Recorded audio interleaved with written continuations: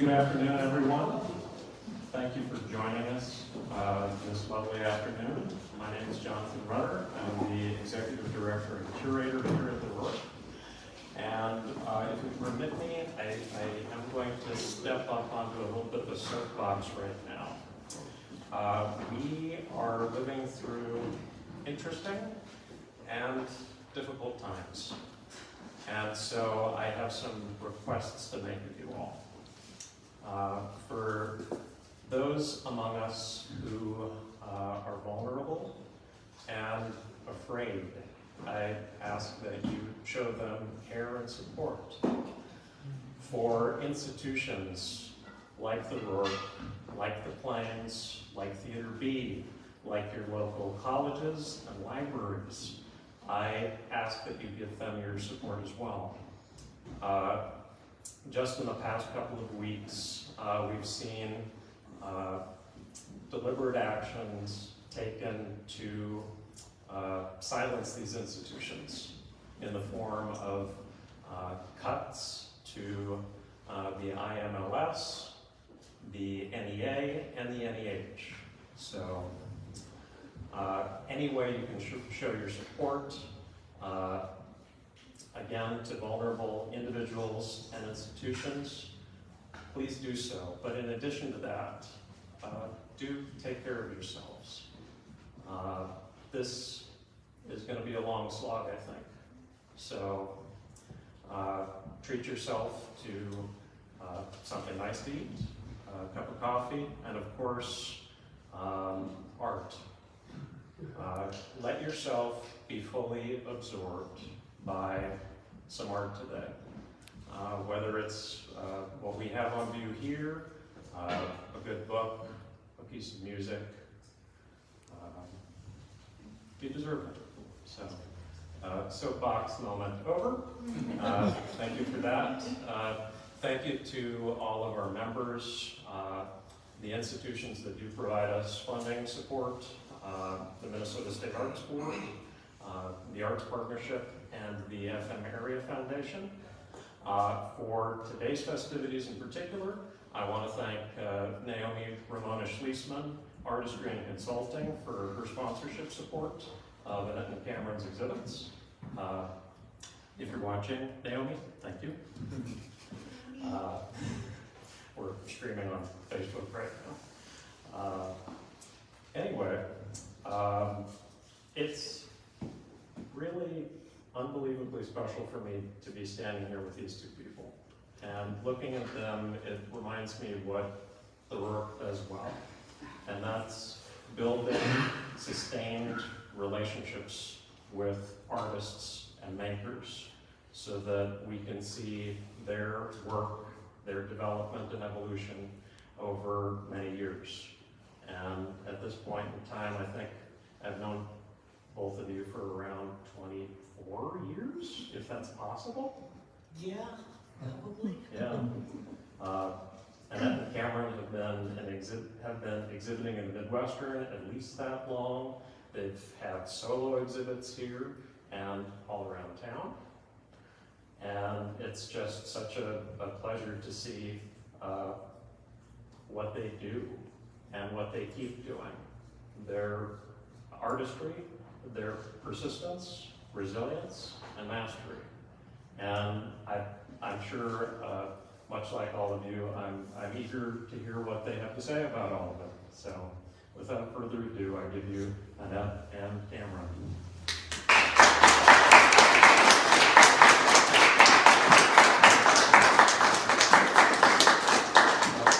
I told Annette that I would go first, and so I'd like to say thank you for coming. It was awesome. Are you ready yet? Or one of my heroes back there, Deborah May Broad, you sure you don't want to sit closer? Because the first speech I ever, artist talk that I ever gave, I passed out. And Deborah May Broad was brave enough to pick up the mic and continue for me. So I was very grateful for that.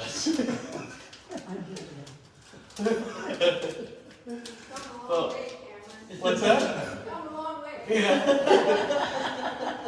Well, first I would like to give a list of thank yous to Naomi and her daughter, Zara. By the way, the Girl Scout cookies are from her because I needed to support Zara. She's a really cool young artist making dresses and everything for herself.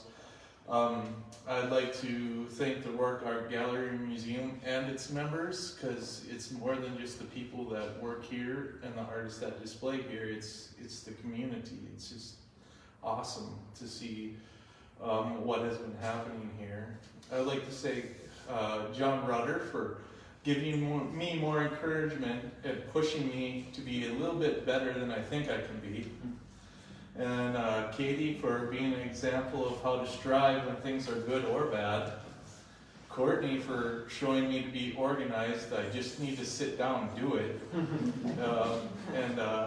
He's not here today, but there's a little Nico employee too that works here. And I like to thank him for showing me even if you look small, you can have a big voice. I also have to thank the Arts Partnership because they are currently sending my pieces, other pieces that are not here around from business to business, and I really enjoyed that. And also the FMBA for their support and opportunities for artists around town. The Spirit Room because they're just a great place, and the opportunity to show work. But even more close to my heart that they were our first studio space, and so I think they'll always be really close. Family and friends that can understand my whims and weird ideals I have sometimes. My critique family every month. We have a critique here every month, and a lot of them help me out with decisions that I'm making on some of the pieces. Like if you go afterwards, if you go up and look, and there's one that says very important, and before it said very important on it, I brought it to critique, and one of the guys said, well, I don't know what you're gonna do, but whatever you do here, it better be very important. So I put very important. The next week I came back, I said, see, it's very important. But, oh yeah, and probably Nettie.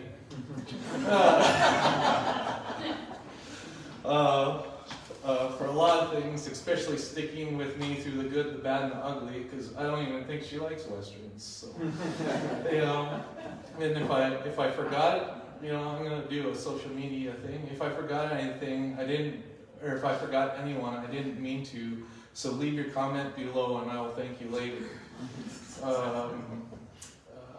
I must admit, when thinking of something to say at the talk, I started scrolling Instagram for artist quotes. Then I came across this one and listened to it several times, and Nettie said, "What are you listening to?" So I played it for her, and she said, "That describes both our artworks in a nutshell." Then I said, "Yeah, it does, cool," and started scrolling again. And then Nettie said, "Boy, you're so dense some days. Why don't you put that in your artist talk?" I was like, oh yeah, it should be in my artist talk. So these are, so this is Nettie and Cam's art through the words of Rene Magritte. And he said about art as, the mind loves the unknown. It loves images whose meaning is unknown, since the meaning of the mind itself is unknown. True meaning lies in the exploration of the unknown. Ambiguous images awakens our imagination and invites us to reflect on our own consciousness. And then another quote that I found was from Markovich from Ukraine on Instagram. Probably, this quote is probably more about why I keep on making art, is that life gets different when art becomes your lifeline. Ever wonder why poetry matters? Most people don't. They're too busy living. But then life happens. Your parents die, your heart breaks, someone you love leaves, and suddenly you're drowned in it, and you're desperate to know, has anyone else ever felt this broken? that's when art stops being fancy and becomes your oxygen. It's not a luxury anymore, but it is a necessary to tell. And I would just like to ask if anybody has used art to save yourself. All right, well, that's enough of the scripted stuff. So I don't know if you want to keep start. Just have a couple more feet. My voice is pretty loud anyway, so. But I also want to thank my mother for being here and her friend Jerry to come and having that support all my life. She always, I'm sure she wondered daily, what is she doing? Why is she an artist? But then she sees the stuff and she loves me anyway. So. And again, to thank Deborah Maybron, who was our instructor at Moorhead State for years. She taught me basically everything I know about printmaking and was right there pushing me all the time. Luckily, my first color lithograph is not hanging up there, but I still have that ugly thing. Oh, it was fun. Oh, it was fun. It was fun, but man, that was I look at that now and go, yeah, I've improved. Also, Cameron pretty much covered the majority of the thank yous. To John, Katie, Courtney, Sam and Coralie for being like the best volunteers at the museum. I mean, this place, Sam's smiling face and wine just keeps me going. And Coralie and her delicious baking and just support. And they're like the best volunteers you could ever have for any facility, I tell you, they're just the best. Thanks to Catherine Polk, who I went to a workshop that Cameron sent me to. He had sent me to Frogman's, and I got to study polymer plate lithography under Catherine Polk, and she taught me a lot. I no longer swear as I print, so it's a good thing. Also like to thank my late dad and grandfather for being talented artists, and Grandpa DuBord, who taught me how to draw. He was just a little kid, and he was always drawing for me, and one day he says, no, you draw that horse for me now. So here I am. He's way more prepared than I am, but I can talk. Now what do we do? Yeah. Okay. I guess I could start talking about my work. Upstairs, you'll see a lot of monotypes, and one's a monoprint, and I guess to show you an example of a monotype is, there's nothing on the matrix. It's a plain matrix that I actually ink up and then remove ink or put stencils on top and keep on moving, and it becomes very moving. When I work on my monotypes, which is, when I started out printing, I did a lot of monotypes also, and then I quit doing them, just because it is a really, it's like as close as you can get to painting, doing printmaking, and I think when I switched out of it, I wanted to prove to myself that I could be a better printmaker with registration and everything, because one of my registration techniques for my monotypes is called drop registration, which means I just drop it.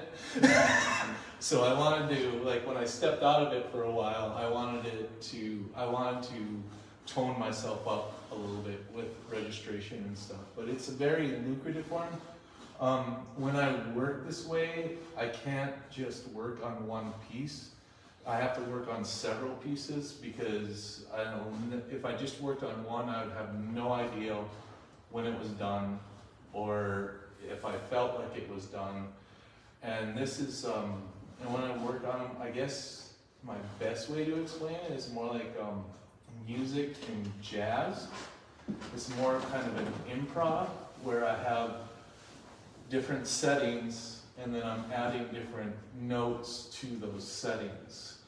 And there's a lot of different techniques you can use with monotypes. One is called, you'll see it on the two pieces that are against this wall pretty clear, but you can make a ghost print, where you print it once, and then the stuff that's left over, you go ahead and print it on something else, and then you get that ghost of that print. And I use that a lot too because it's usually a lot less intense. So if I get way too intense with my color, I have a way to kind of drag it back down. Yeah, I dance a lot of color. While I was framing this time around, Annette was just like, well, maybe I should start using color. And I was like, no, you're a good black and white artist, stay that way. But no, she can definitely use color. But I do love her black and white imagery and her, yeah, she can say a lot with just black and white. And it's just like, so powerful. So. Yeah. And I love your monoprints. Your Yeah. monoprints, I just adore them, so it's. Yeah, and like I brought this one along in case you guys want to look at it, but this is my very first monotype that I ever did. It's called Behind the Screen. With cat hair. And, but yeah, done in 1999. So, but it's just a great process. But like I said, I like to challenge myself a bit. So here's a piece that I'm working on now, which is more traditional. And it's a reductive cut on linoleum. So I've just been cutting away, and it's getting almost there to being done. So I guess, and I work primarily in those two things, and they're two different worlds actually. One's very kind of tight, and the other one's very loose and fluid. So I think I need that balance. Sometimes I'm just like, I don't feel like being wild, let's do some cutting. So. All right. All right. Well, as you've been upstairs, I used to do a lot of color printing. I've just fell back in love with just the straight up black and white printing. The type of printmaking I do at this point right now is called polymer plate lithography. And when I was in school studying under Deborah May Broad, in the printmaking department, nobody was really doing litho. I mean, people were doing litho like in intro, and then screen printing was the big thing for everyone was screen printing, and I was like, I love lithography. And I had an entire room full of beautiful lithographic stones to work with. Well, once you're out of school, those stones are expensive. A lithopress is expensive. The levigator, the carborundum to grain and to levigate and grain your stones, it's time consuming, it's expensive, and it's a little toxic because you got lacquer thinner, lithotine, which I kind of like the smell of, but I miss it. But once I was out of school, it's like, oh, there's got to be something, I love doing Deborah May knows how much I love lithography. And tush wash was my favorite process. It's a liquid grease medium that you paint on. And I should probably talk. I'll just do a little bit about lithography because I can put you all to sleep about the intricacies of lithography. I've done it before. But lithography is basically it's a planographic process. So it's a flat piece of limestone or aluminum ball grain plate, and basically oil and water don't mix. You draw with a grease medium, and after you do your wash, it's a whole chemical process, so I'm not going to go into it, but it's a washout and a roll up. But when you're rolling up your print, rolling up your stone, you keep it damp at all times. From your brayer or your roller, the ink stays on the drawn areas, and that's the oil, grease loving area, and the undrawn areas or lighter areas are water loving. So it's just magic, you'd think you'd roll a solid black across. This is really weird using this because I talk with my hands and I like throw this around. No, we're fine. So you'd think you'd roll a black or a color across this flat surface and think it would all stick. Nope, only sticks to the drawn areas. So it's kind of like magic. And that's lithography, and you can do it, black and white, colors. A lot of your old textbooks or just books like color plates and older books, that's all color lithograph. And you can look, it's a little tiny dot pattern. It's from the grain of the stone, and it's got the color has beautiful transparency, so you get a lot of bang for your buck with color. So that's kind of why I want to go back to color, but Right now I'm sticking with the black and white. Your old tin toys were lithographed. I mean, lithography's been around for a long time, goes back to Senefelder, but that's more, I won't even go into that. But I'll go into the polymer plate litho, which I do now. And basically, it was, the polymer plate, they're called pronto plates or smart plates. I prefer smart plates. And who knows in our economy now what's going to happen with overseas tariffs, because these were developed in India for the offset lithography business. And instead of the big stone, this is what I print on. Looks like frosted mylar. It's the type of a polymer plastic. It's coated with some kind of a clay-based medium, which mimics the tooth of a stone and makes it grease level. So you can draw on it similar to a lithographic stone. I don't do a whole lot of drawing on it right now, but you can draw on it with Sharpies, ballpoint pen. It'll print. But my big love is the tush wash, which is a liquid grease. It's a liquid grease medium that you would just paint on, and then as it dries, it reticulates, and you get these beautiful effects that I've just been fascinated since I ever picked up a bottle of tush. But instead of using tush wash, it's photocopier toner from a laser jet printer. So I just mix it, laser jet toner, mixed with denatured alcohol, a drop of Dawn dish soap, and I'll mix up about 3 different intensities of this toner wash. And you have to work really quick with this because it dries fast.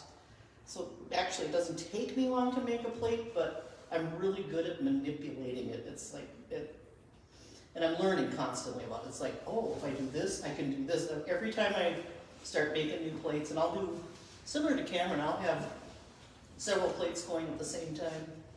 And yeah, but it dries super quick, and I really gotta work with it. But once it's dried, it's still a powder. So you have to heat set it. And I've got like an old, it used to be yours. It was a hot plate, like a buffet hot plate. It even had a little round spot specifically for a cup of coffee. It's really weird. It's old and it still works. And I have that and a cake pan on top of it. And I have an instant read thermometer. And I just keep it, and I just really bake the living daylights out of it. I used to time it, but now I can kind of look at it and see. This one is baked beautifully. This one's got a little bit of brown on it, but it also had a lot of toner wash on it. So, you know, it gets a little brown, doesn't matter. The only time it matters is if you overbake it or forget about it, so then it'll buckle and it's all weird, so it's burnt.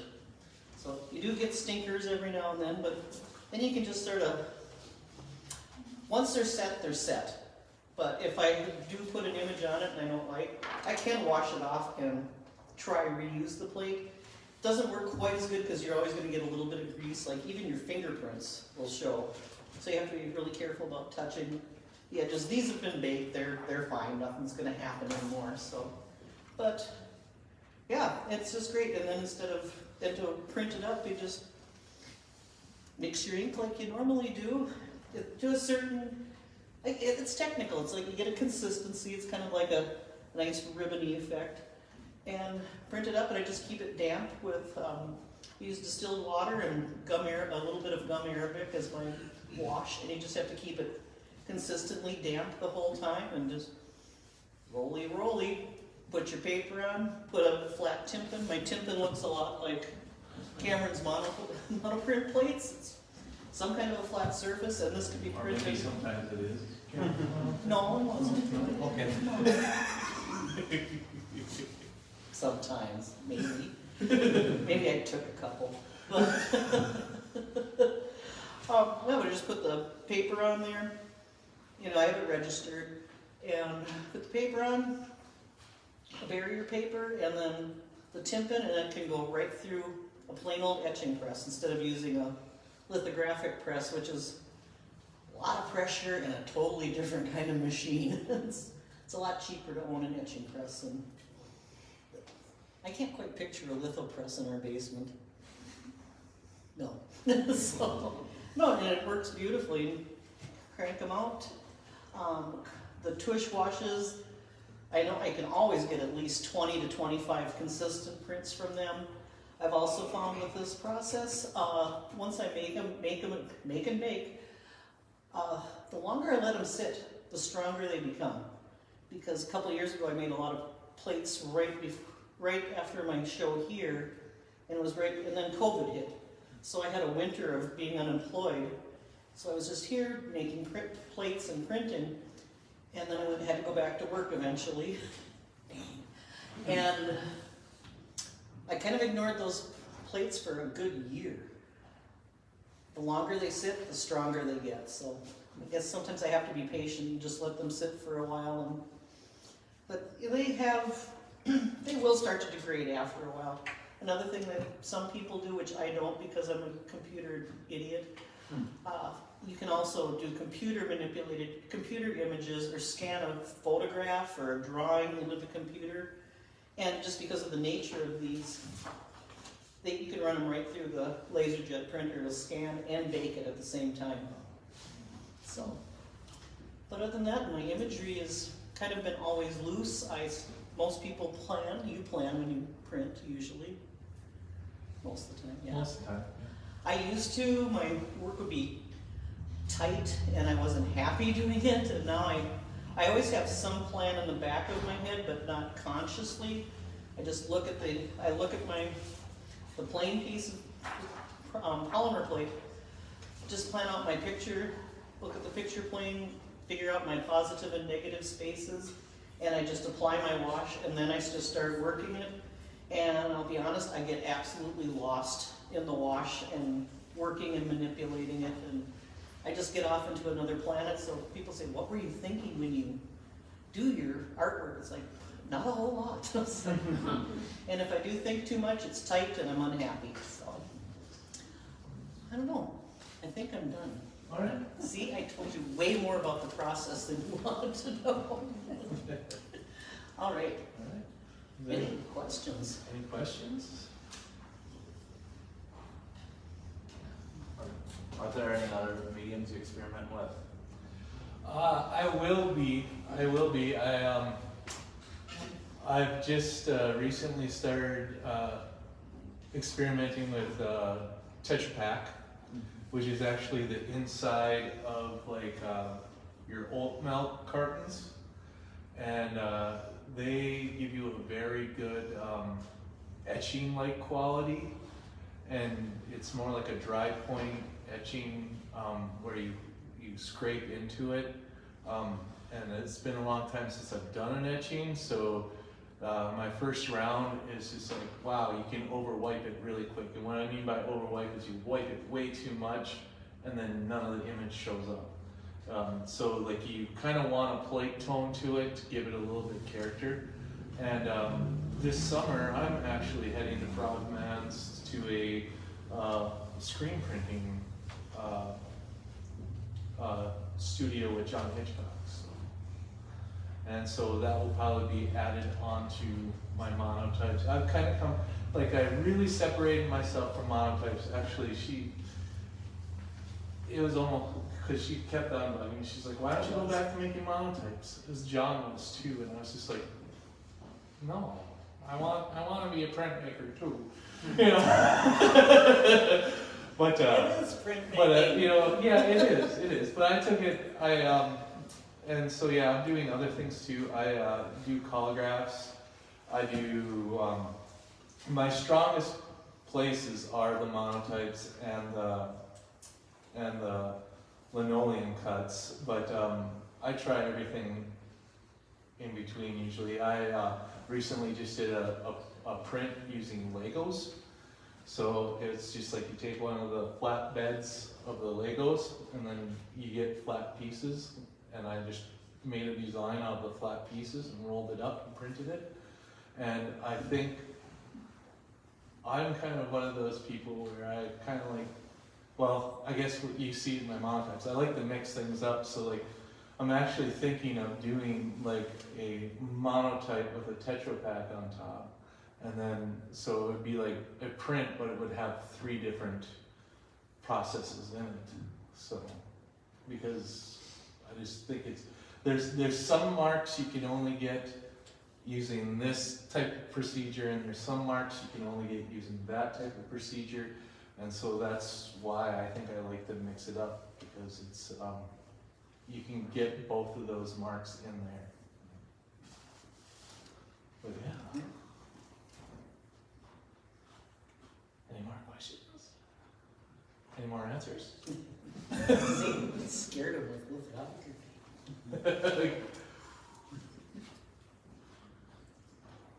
John? All right, you've each talked about your own work. I'd be interested in hearing, like, what do you take from each other's work? What is, I mean, I have to believe you live together and you see what each other is doing. How have you been inspired by one another over the years, or what do you appreciate about each other's processes? I appreciate his support. He pushes me, he supports me. I'm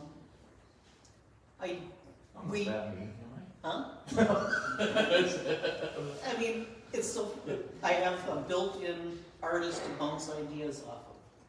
I have my own built-in critic to tell me, am I going in the right direction, or am I not? I mean, he's always there to back me up, to, you know, keep me sane. But as far as, I mean, I suppose we do influence each other at some point, but it's, Annette really has the ability to tone me down a little bit, because even though, like, usually outside of artwork I'm pretty a chill person and stuff, but like when I get into my artwork, it's just like the sky's the limit, and it's just like, I'm gonna do this, this, and this, and this. And she's like, oh, are you really being realistic with yourself? You know? It's like, oh, maybe not, maybe not. not to be the wet blanket, just, I think, yeah. yeah. There's sometimes, I mean, I remember one instant where, It's- yeah. Annette specifically was taking time off to print, and I came home and she was doing housework, and I was like, no. I go, I'll take care of the housework this week. You said you wanted time to print. Go print. That should be the only thing on your mind right now. And so I think we help each other that way, where it's like, no, you go focus now. You know, don't. The rest of our world problems can probably wait for a while. So I think, yeah. Yeah. Just banned from mixing the whites with the colors in the laundry. That didn't go well. Yeah, I think we've just been, we were friends for so long together in school. We've known each other since, well, probably since you did that monoprint. Yeah. We can finish each other's sentences, kind of. I'm sure there's influence, but if you ask me specifically what, I'm like, I have no idea. But I mean, his support, and he's a wealth of ideas. I mean, he helps me with titles sometimes. I'm not the greatest with titles. And we were taught from the master back there, Deborah McBride, who during critiques one time she made a comment about artists and pieces that are called untitled. It's like, well, if you call it untitled, it must not have meant anything in the first place. So it's like, so we will never not title a piece. But I look at my pieces, I title them way after the fact, because I'm looking at them going, what is this? And then his titles are done in before I he even dream too does it. much. He I does. dream too much. I'm just like, oh, yeah, that's a good title. That's a good title. You've yelled out titles in your sleep. It's it's crazy. But and mine are short because I'm a hard worker, but at heart I'm basically a lazy person. So I want short, concise titles because I have to write the same thing over and over again. And I'm getting older, and this hand's a little arthritic, so I don't. It's like it's gonna be short. So short, concise, and to the point. And yours are absolutely entertaining titles. I mean, in awe and slightly jealous of his title making ability. And then his work with color, because I watched him print for years, and he starts working on his colors, and it's like, and I know color very well too, but it's like he's pulling these colors together, and I'm just like, what? In the beginning, it used to be, what are you doing? And then I've just learned, just stand back and shut up, because whatever you do is just, it's stuff that normally wouldn't work, and it's like, but it's beautiful. So, yeah. I think advice. Advice is probably our biggest. And he knows, he can frame and cut mats like no one's business. My mats look like animals chewed them. But I can clean glass. I'm very good at cleaning glass. So. I think, yeah, one of the ways we influence is someone's working downstairs who will yell out, "Can't you take care of the cats? They're down here again." That is the downside of having a home studio.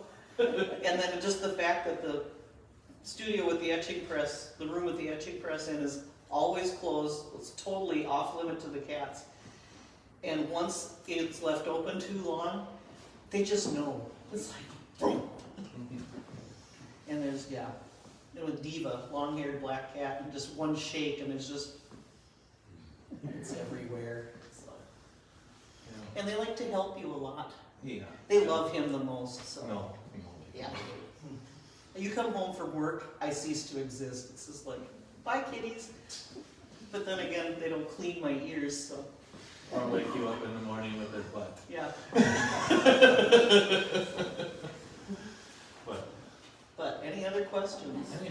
Yes? And this is for Annette. Have you ever tried confining your pieces to different shapes? Like, instead of having a square piece of paper circle, I feel like your textures would look good confined within a silhouette. Oh, well, I guess I've never thought of that. I guess the plates, you mean The paper itself. the paper that I print on? If you were to cut it into a circle, a star, a person maybe. I've never thought of doing that. It's a good idea. That would You really could take it. Like to take it? Sometimes I get caught up in traditional printmaking, like registration is registration. This with his old drop registration. Yeah, I used to be like, I like precise. But it is something to think about. Thank you. Because I probably could cut my paper to fit it, but then again, there's always so much random. It could be fun. Thank you. I'll give it a try. More questions? Are we done? Yeah.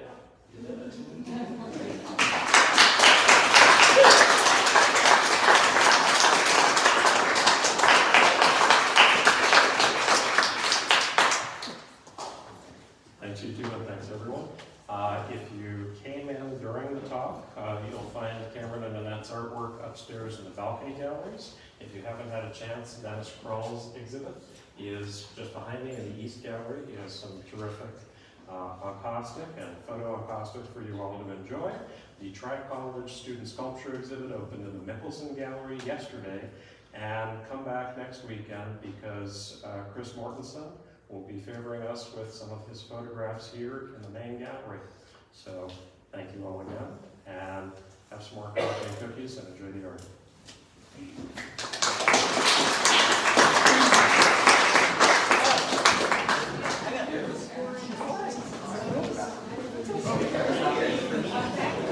So, it's kind of like rattled our whole